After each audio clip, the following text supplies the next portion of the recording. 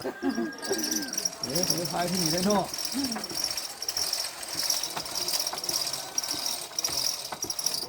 ไปง่ายตัวเองยากยากเลย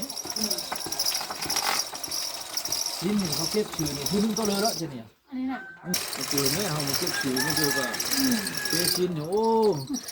เป๊ะไปได้เขา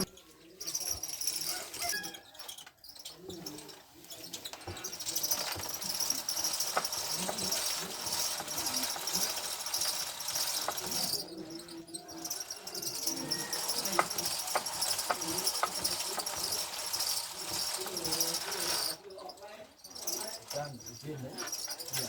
เงียบได้จ้าง